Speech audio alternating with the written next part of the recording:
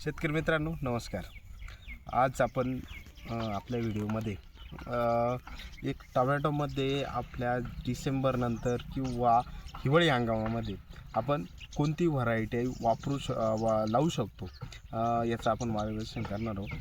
तर टॉपच्या व्हरायटी आपल्याला ह्या हंगामामध्ये ज्या टॉपच्या व्हरायटी आहेत त्यामध्ये सर्वप्रथम आपल्याला ज्या थंडीमध्ये चालेल, थंडीमध्ये लावल्यानंतर म्हणजे तुम्ही जे डिसेंबरमध्ये लावशाल, जानेवारीमध्ये लावशाल, ह्या व्हरायट्या पुढे जाऊन तुमचं उष्णता ही मार्चमध्ये टेम्परेचर वाढतं, फेब्रुवारीपासूनच थोडं टेम्परेचर वाढायला सुरुवात होते।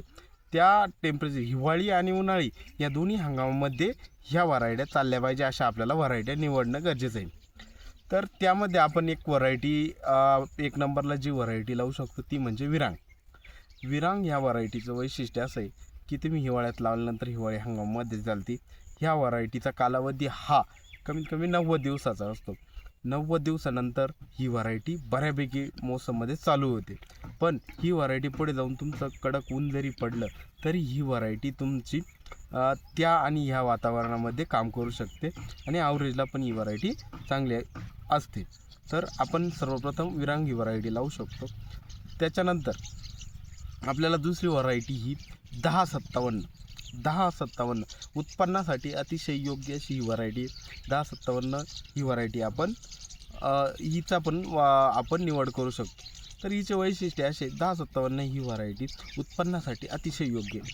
पुढे जाऊन फक्त थोडंसं जास्त टेम्परेचरमध्ये चाललं तर ही व्हरायटी थोडीशी आपल्याला डाऊन पडते, पण मग इतकाही काही इफेक्ट पडत नाही। पण विरांगच्या तुलनेत थोडीशी उन्हामध्ये जास्त उन्हामध्ये थोडंसं अडचणीचा भाग येतो, तरी पण काही काळजी करायची गरज नाही। पण अतिशय जास्त उत्पन्नात कमी दिवसात विरांगच्या तुलनेमध्ये ही व्हरायटी आपल्याला 70 ते 75 दिवसामध्येच आपल्याला उत्पन्नासाठी चालू होऊन पक्वतेसाठी फळ बाजारात आपलं 75 दिवसामध्येच येतं। त्याच्यामुळे ही व्हरायटीसाठी उत्पन्नासाठी एकदम बेस्ट व्हरायटी ही आहे। तसंच या दोन्ही व्हरायटी आपली पहिली विरांग झाली, दुसरी अथर्व ही व्हरायटी झाली। तिसरी व्हरायटीचा आपण वापर करू शकतो। तिसरी व्हरायटी आपली अथर्व आहे। सॉरी, आपली ज्या दोन व्हरायट्या झाल्या त्यामध्ये आपली विरांग झाली, दुसरी 1057 झाली। तिसरी जी व्हरायटी आहे आपल्याला ती अथर्व ही व्हरायटी लावायची आहे। अथर्व ही व्हरायटी उत्पन्नासाठी, त्याची फळधारणेसाठी आणि मुख्यतः म्हणजे ह्या दोन्ही व्हरायट्यापेक्षा जी आपण फुल ड्रॉपिंगची समस्या ह्या व्हरायटीमध्ये कमी आहे। ही व्हरायटी अतिशय उत्पन्नासाठी योग्य व्हरायटी आणि हिवाळी हंगामामध्ये, हिवाळीपासून तसंच उन्हाळ्यामध्ये पण ही व्हरायटी एकदम बाजारात पण मागणी हिची चांगली असते आणि दोन्ही पण हंगामामध्ये आपण हिचा वापर करू शकतो। जास्त हिवाळ्यात पण आपल्याला तिला काही अडचण येत नाही आणि जास्त उन्हात पण तिला काही अडचण येत नाही।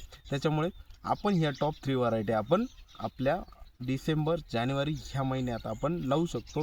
तर डिसेंबर जानेवारी फेब्रुवारी ह्या महिन्यात आपण या तिन्हींची पण लागवड करू शकतो। 3 नंबर आहे अथर्व, 2 नंबर आहे आपली 1057 आणि 1 नंबर आहे आपली विरांग ही व्हरायटी। आपण या तिन्ही व्हरायट्यांचा आपण वापर करू शकतो। तसेच आपल्याला गावठी वाणामध्ये जायचं असेल, गावठी वाणामध्ये आपण शाहू या व्हरायटीचा वापर आपण करू शकतो। शाहू व्हरायटी पण काही अडचण नाही, आपण हिवाळी हंगामामध्ये वापरू शकतो, उन्हाळी हंगामामध्ये पण तिचा आपण शेतात लावू शकतो। त्याच्यामुळे गावठी वाणामध्ये आपण तिची निवड करायची आणि आपल्या हायब्रिडमध्ये जायचं असेल तर या 3 व्हरायट्यांचा आपल्याला वापर करायचा आहे। तर आपला हा सदरील प्लॉट बघत आहे, तर हा विरांगचा प्लॉट आहे। विरांगला पण सेटिंग चांगली आहे।